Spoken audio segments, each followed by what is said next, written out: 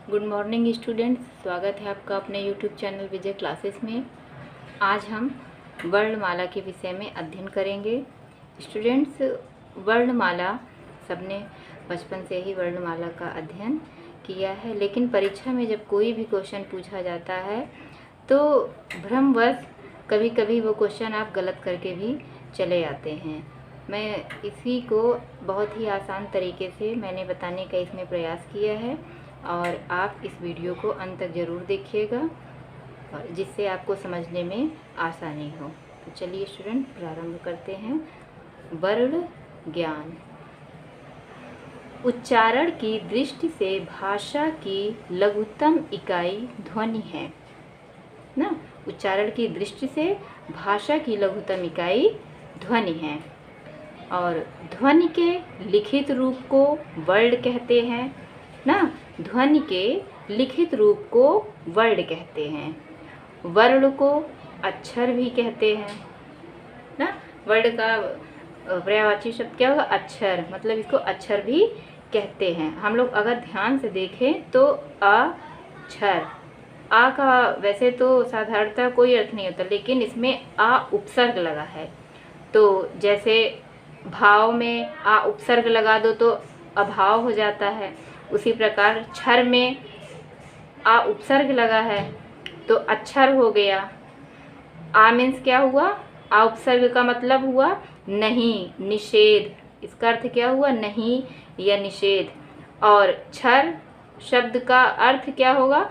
मैं सबसे पहले यहाँ पर लिख दे रही हूँ। देखिए, आ का मीन्स क्या होगा? अर्थ नहीं या निषेध या अभाव। और क्षर शब्द का अर्थ होता है विनाश।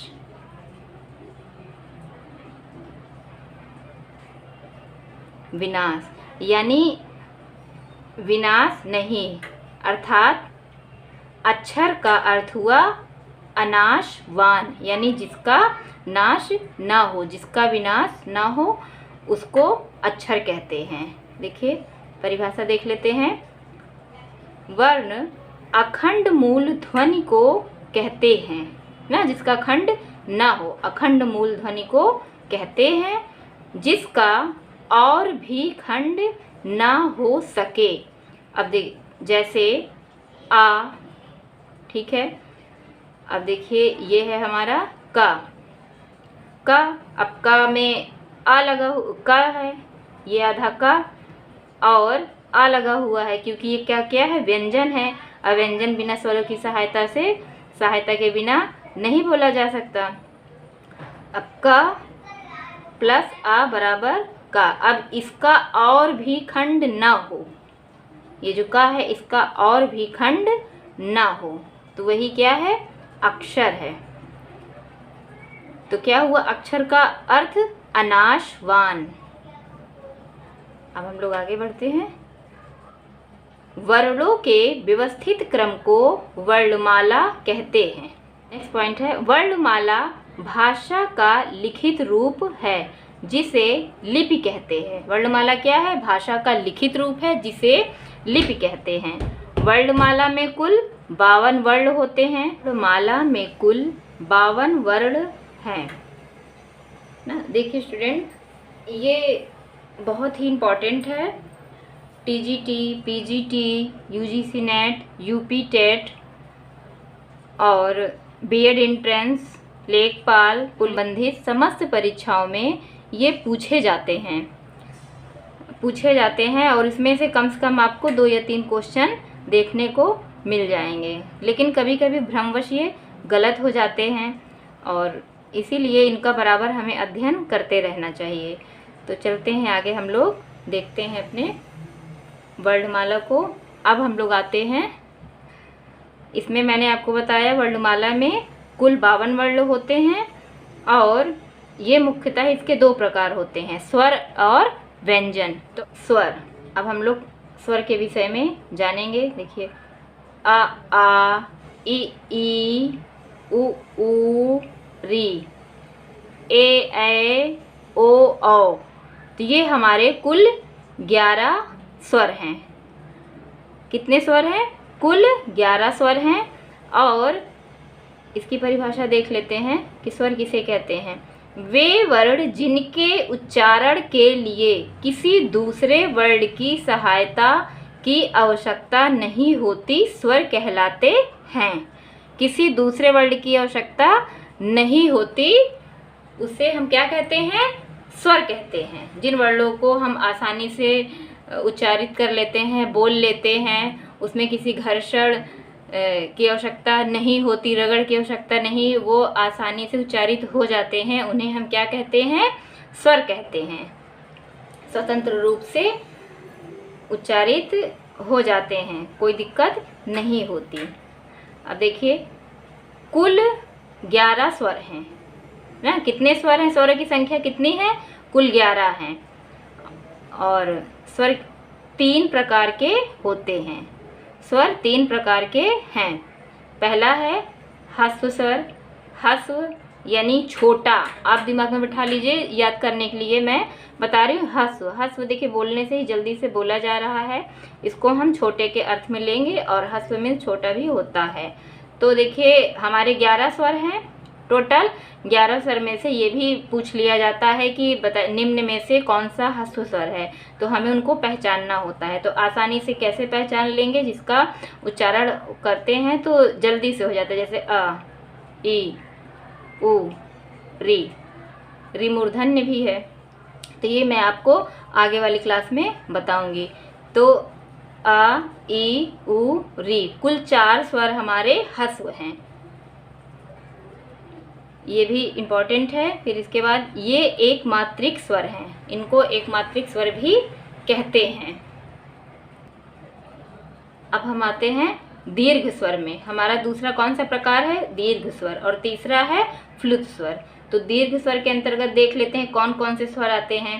आ, ई, उ, ए, ऐ, ओ, औ। कितने हैं टोटल? टोटल ये 7 हैं। 7 हमारे दीर्घ स्वर हैं। दीर्घ स्वर है देखिए, जिनमें मात्रा है, जिसमें बड़े स्वर हैं, उन्हीं को दीर्घ मीन्स, वैसे भी दीर्घ मीन्स बड़ा होता ही है। तो बड़ा आ, बड़ी ई, बड़ा उ, ए, ऐ, ओ, औ, ये सब क्या हैं? दीर्घ स्वर के अंतर्गत आते हैं। 4 लघु हैं और 7 दीर्घ स्वर है। तो दोनों मिलाकर के कितने हो गए? 11 स्वर। इनको द्विमात्रिक स्वर भी कहते हैं। यानी जितना समय हमें ह्रस्व स्वर में लगता है, उसके दुगना समय हमारे दीर्घ स्वर में लगता है। दीर्घ स्वर में दुगना समय लगता है, इसलिए इनको द्विमात्रिक स्वर भी कहते हैं। अब आगे हम लोग देखते हैं फ्लुत स्वर को। फ्लुत स्वर तिगुना समय इसमें लगता है ना, जैसे ओम, राम, तो इसे हम लोग क्या कहते हैं? फ्लुत स्वर। अब इसको त्रिमात्रिक स्वर भी कहते हैं। इसमें 3 गुना समय लगता है, इसलिए इसको त्रिमात्रिक स्वर भी कहते हैं। नेक्स्ट है, इसके उच्चारण में एक मात्रा का तिगुना समय लगता है। नेक्स्ट पॉइंट है, इसकी पहचान दीर्घ स्वर्ग के आगे 3 का अंक, ये जैसे मैंने लिख दिया है 3 इस सर्कल में, लिखने से होती है। देखिए यहाँ ओम में ओ दीर्घ स्वर है, फिर ये हिंदी के 3 अंक के जैसा है बना हुआ है, फिर माँ। ओम, राम, राम में भी इसी तरह मैंने यहाँ पे लिख दिया है समझाने के लिए। तो इस प्रकार से फ्लुत स्वर का पता चलता है। परीक्षा में भी पूछा जाए कि स्वर कितने प्रकार के होते हैं, तो 3 प्रकार के होते हैं, ह्रस्व स्वर, दीर्घ स्वर और फ्लुत स्वर। अब हम लोग आते हैं व्यंजन में।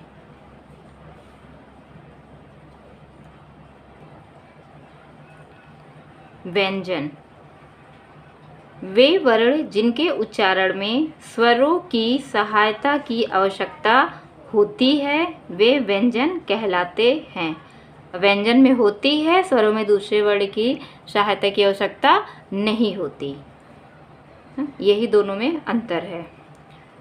नेक्स्ट है प्रत्येक व्यंजन आ से मिलकर पूर्णतः उच्चारित होता है। जैसे क, देखिए हलंत लगा है, समझो आधा का, समझिए आधा का, और जमा आ बराबर का, ख जमा आ बराबर खा। का से माँ तक व्यंजन वर्ण 5 वर्गों में विभक्त हैं। नेक्स्ट है 25 स्पर्श व्यंजन का से माँ तक। ये मैंने यहाँ पर ये देखिए का वर्ग से लेकर के माँ तक क्या है स्पर्श व्यंजन। और 4 अंतस्थ व्यंजन, ये य र ल व 4 अंतस्थ व्यंजन। 4 ऊष्म व्यंजन, ये ऊष्म व्यंजन श स स है। और संयुक्त व्यंजन 4 संयुक्त व्यंजन छत्र ज्ञाश्रा है। 2 द्विगुण व्यंजन ड और ढा है। अब मैं इसको थोड़ा सा आपको समझाती हूँ विस्तार से। ये तो याद करने के लिए मैंने मोटे तौर पे यहाँ समझाने के लिए, बताने के लिए लिख दिया है। अब यहाँ देखते हैं, हमने अभी तक अध्ययन किया था 11 स्वर। स्वर के बाद औ के बाद आता है अन। देखिए अन अनुस्वार है और इसकी संख्या कितनी है? 1 है। अन स्वतंत्र वर्ण है और यह नाक से बोला जाता है। जैसे अंगूर, अंक, देखिए नाक का, इसमें नाक की सहायता ली जा रही है, तो ये नाक से बोला जाता है। फिर हम लोग आते हैं विसर्ग। विसर्ग ये है आहा, और इसकी संख्या कितनी है? 1 है। और इसके प्रोनाउंसिएशन में हा उच्चारित होता है और इसका उच्चारण मैंने बताया हा। अब अन के बाद आहा आता है। आहा विसर्ग है, इसकी संख्या भी 1 है ना, तो अन और आहा दोनों की संख्या 1 है। तो आहा में हम लोग 2 बिंदी, जैसे मात्रा में 2 बिंदी लगाते हैं, तो अतः, तो हा का इसका प्रोनाउंसिएशन हा के माध्यम से होता है। और इसको डॉक्टर भोलानाथ तिवारी एवं अन्य ने अयोग वह कहा है। ये भी मोस्ट इम्पॉर्टेंट है, पूछ लिया जाता है निम्न वर्ण में से कौन सा वर्ण अयोगवा है, तो आपको पहचानना होता है। अन और आहा दोनों क्या है? अयोगवा है, क्योंकि इनका योग स्वर या व्यंजन के साथ नहीं होता, इसलिए इन्हें अयोगवा कहा गया है। व्यंजन वर्णमाला को विस्तार से देखते हैं थोड़ा। क वर्ग ना, हमारे 5 वर्ग है। ये का से लेके माँ तक व्यंजन वर्ण 5 वर्गों में विभक्त है। क वर्ग क ख ग घ अंग। च वर्ग च छ ज झ य। देखिए सबके प्रोनाउंसिएशन में आ की आवाज़ आ रही है। ट वर्ग ट ठ ड ढ ड़। त वर्ग त थ द ध न। प वर्ग प फ ब भ म। ये या का से लेके माँ तक ये है हमारे 5 वर्ग कंप्लीट हुए। इनको हम लोग उच्चारण की दृष्टि से स्पर्श व्यंजन भी कहते हैं, और इसका मैं डीप में अच्छे से आपको नेक्स्ट वीडियो में बताऊंगी। स्पर्श व्यंजन इसे इसलिए कहा जाता है क्योंकि इसके उच्चारण में कंठ, तालु, दंत और ओष्ठ की सहायता से उच्चारित होते हैं, इसलिए इनको स्पर्श व्यंजन कहते हैं। अब आते हैं हम लोग अंतस्थ व्यंजन। अंतस्थ व्यंजन के अंतर्गत है या, र, ल, व। इनका उच्चारण जीभ, तालु, दंत और ओष्ठ के परस्पर सटाकर होता है, किंतु कहीं भी पूर्ण स्पर्श नहीं होता, इसलिए इनको हम लोग अंतस्थ व्यंजन कहते हैं।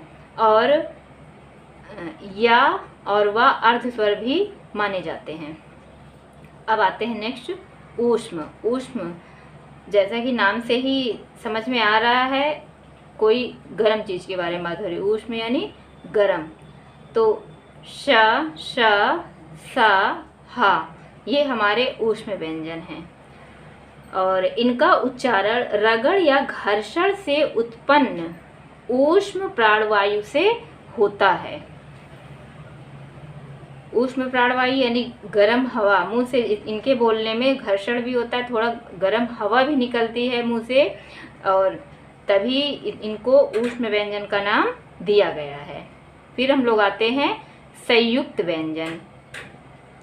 संयुक्त व्यंजन छ, त्र, ज्ञ, श्र ना, हमारे 4 संयुक्त व्यंजन हैं, छ, त्र, ज्ञ, श्र। तो इसके विषय में मैं दीर्घ में आपको समझाऊंगी, विस्तार पूर्वक समझाऊंगी।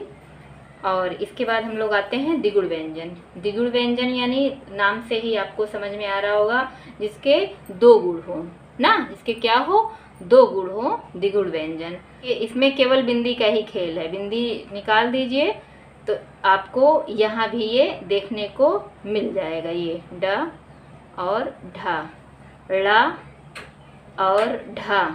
इसमें इसका उच्चारण क्या है, ड़ और ढ। जैसे आपका हो गया डगर ना, ड का उच्चारण उसमें आ गया। फिर यहाँ पर पेड़, इसमें होगा पढ़ या ढक्कन, 2 गुण वाले व्यंजन, द्विगुण व्यंजन। तो स्टूडेंट्स, क्लास समाप्त होती है। नेक्स्ट का जो भी बचा है, इसमें बहुत कुछ बचे हुए हैं, बहुत ही महत्वपूर्ण है, मैं आपको नेक्स्ट वीडियो में बताऊंगी। स्टूडेंट्स, अगर आपको थोड़ा सा भी वीडियो अच्छी लगी हो, समझ में आया हो, मैं आपको समझाने में सार्थक सिद्ध हुई हूँ, तो प्लीज़ आप लोग मुझे मेरे इस चैनल को लाइक, सब्सक्राइब एवं शेयर ज़रूर कीजिएगा। धन्यवाद।